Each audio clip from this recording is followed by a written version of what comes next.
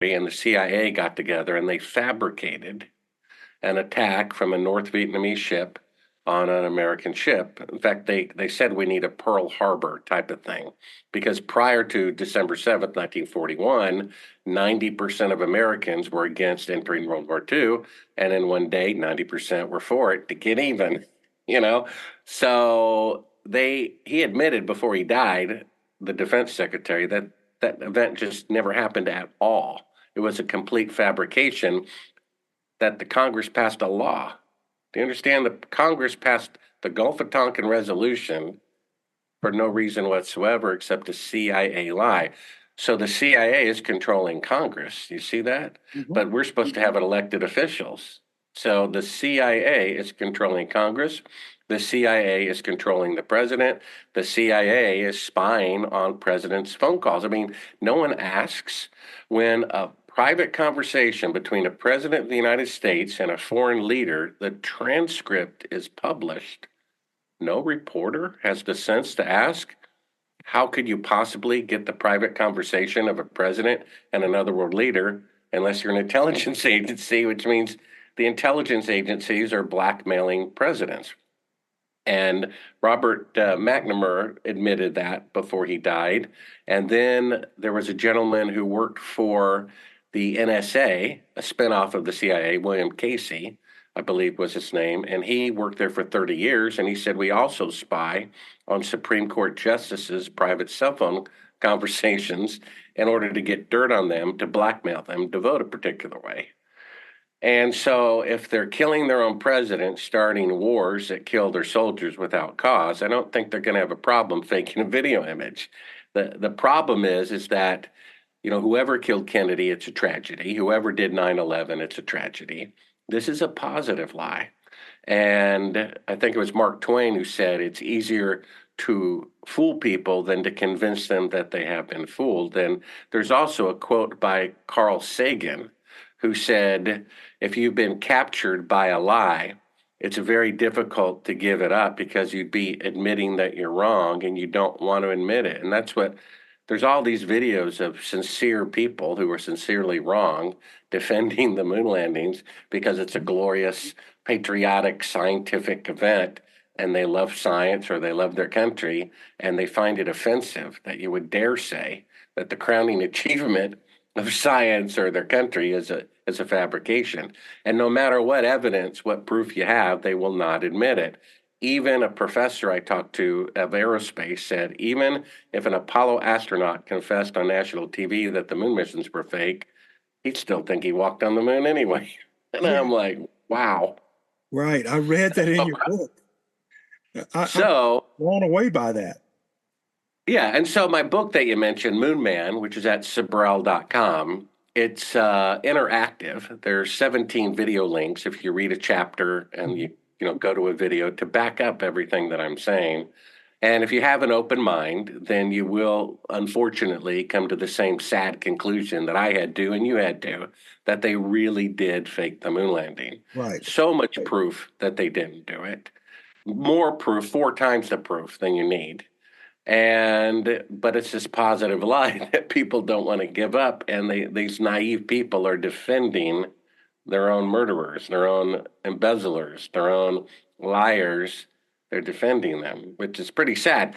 And I was thinking this morning about the founding of the United States of America, and there were people defending the tyrant King George, and they were members of Congress saying, no, no, no, no, we need to stay, part of a colony of the greatest nation on earth. It's just a few things he's doing wrong. It's not that bad.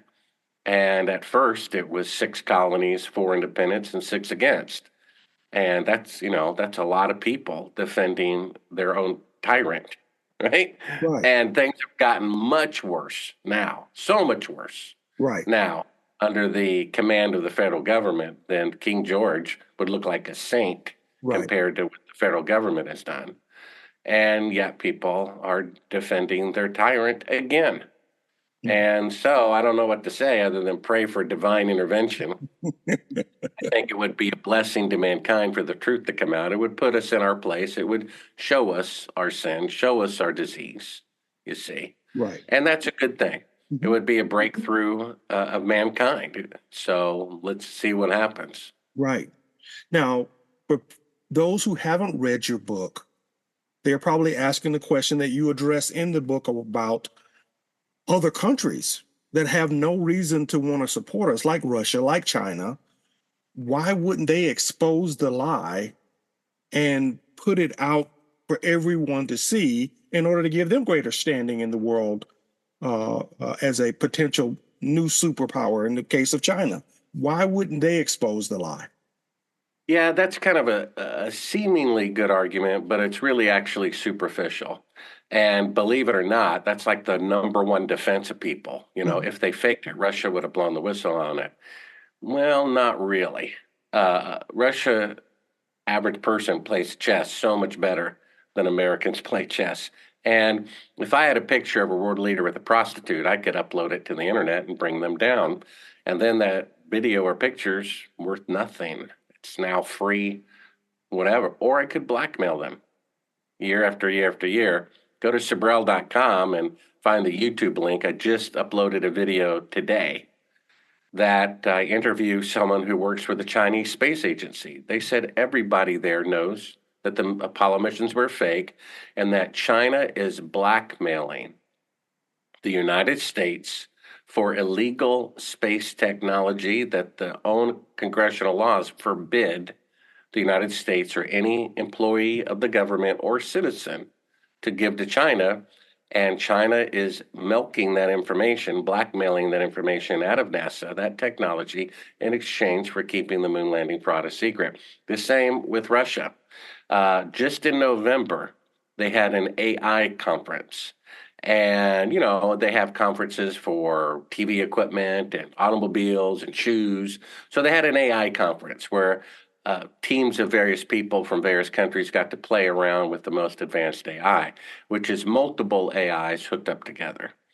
And it's called Google's neural network. It's billions of dollars of research, decades of technology all brought together. And it has a deep fake detection program that has never been wrong. You can feed it a video of Biden or Trump, and in less than a second, it could tell you whether it's real or a deep fake. Well, one team had it write a symphony, another team had it write a novel, and one team fed it pictures of the lunar surface from the unmanned Chinese probes from 2014 of the lunar surface, and it said, "Are these real?" And it said, "Yes, they're real." Then it fed it just a few months ago pictures from the Apollo missions, and it said they're all fake. Every single one of them is fake. Fake background, fake foreground, electrical lighting, not sunlight, this, that, and the other. Now, Putin was there. Go to Sibrel.com, and on the homepage, I show a video of Putin being shown the AI's conclusion. He doesn't look surprised at all. In fact, he looks afraid for the truth to come out. Now, RT, if people think that's an alternative to American media, it's not. They're not your friend. I check it out every now and then because they do cover some interesting things, but they're really all in it together. Just like wrestling matches, where they really aren't hitting one another, where they're, decide in advance who's going to win. That's the world leaders. Okay. The CIA is madly in love with the Chinese government. That's why they're giving them space technology. They have these deals worked out. Well, Russia knows that the moon missions are fake and they're blackmailing us too, because that's a wiser use of the information. And so that doesn't prove that the moon missions are fake. We have an eyewitness in the Chinese Space Agency who says they know it's fake and they're being blackmailed. So that's what they would do with the information to keep it valuable and to not release it. So that doesn't prove anything. And neither does claiming that, 100,000 or however many people worked on the Apollo program, because during World War II, the atomic bomb was like the secret. And it involved over 129,500 people, and yet only 8 people knew what they were building. And the flight director, Eugene Krantz, who I've spoken to, said that a person in the command center in Houston at that computer console can't tell a difference whatsoever between a practice flight and a Mhm. quote real flight, just a bunch of numbers going by on a screen. So if they can't tell, I don't think the person making the glove or the door handle or the boot. I mean, come on, do you think the CIA is so stupid to tell 400,000 people, vendors, hot dog vendors outside of NASA, cafeteria employees, secretaries, which is how they pad these numbers, or the guy making the glove or the door handle or the boot, hey, we're really not going to the moon. Don't tell anybody. I mean, come on. Are they that stupid? And in fact, there's only 3 eyewitnesses going up. And if a person in the command center can't tell a difference, then neither can you watching it as a 10-year-old from your living room. That's like saying what a bank teller knows about corruption in Wells Fargo and the CEO knows are identical. The tellers are clueless. Right. So, and how many tellers? If you added up all the tellers at Wells Fargo, let's say Bank of America, I think there's about as many or more than who worked on the Apollo program. Do they really know what's going on in the boardroom and in the mind of the CEO? No, they don't. And there's no independent press coverage. I mean, World War II took place in front of billions of eyewitnesses. This had 0 eyewitnesses, 0 independent reporters. And in fact, during the landing, they didn't show a live picture. They showed a animation, looked like Atari. I mean, if you're really landing on the moon, I would put a camera on that rocket for the entire time. For however long it takes to get to the moon, tune on your TV, you'll see the moon getting bigger, bigger, and bigger, all the way going down. Why couldn't they do that? They had live, allegedly, radio. They're just a bunch of radio signals. So if the radio signal can be live, why can't a video signal be live? It's still just a radio wave, right? Whether there's video in it or audio, because they couldn't fake it. And so they really did fake the moon landing. It was actually easier because they had complete control over the narrative and people wanted to believe it. The Vietnam War was going on, and Tricky Dick Nixon said that the number one threat during his presidency to the United States was not China, was not Russia, which he visited, right after Right. Apollo, being blackmailed. And right after Apollo, he sold grain to the enemy Russia below cost, you see, right after Apollo. And he said, they're not the biggest threat to our country. People protesting the federal government are. That's what he said. So, what better way to have a pep rally than to fake a mission which would guarantee its success? In fact, President Johnson showed up, as you mentioned, at Cannon Air Force Base to watch the filming of Apollo 11 in 1968, and he was the one who came up with the code name Slam Dunk, meaning it's easy. You want to have a successful moon mission? We can guarantee 100% it'll be successful because we shot it in a film studio in an Air Force Base hangar. And as you know from the book Moon Man, which I read myself in audio, Kindle, or print, Sibrel.com, we have an eyewitness who saw them filming it at Cannon Air Force Base, which is the intelligence headquarters of the United States Air Force. And there you go. We have an eyewitness.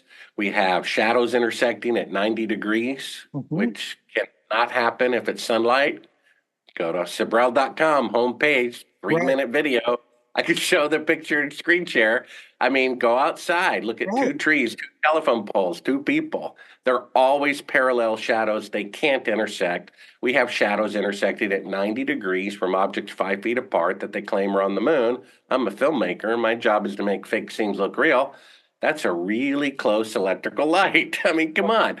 That proves it in a court of law. We found classified footage of them faking being halfway to the moon with a 1-foot model of the Earth dated 2 days into the flight. That proves it. We have an eyewitness. That proves it. Right. And we have the logic that you can't. Yeah, go ahead. That video you got, that was fascinating in the book. Which one? The CIA prompting the astronauts to talk. That film that ended up in your hands, I guess by accident, as you state in the book.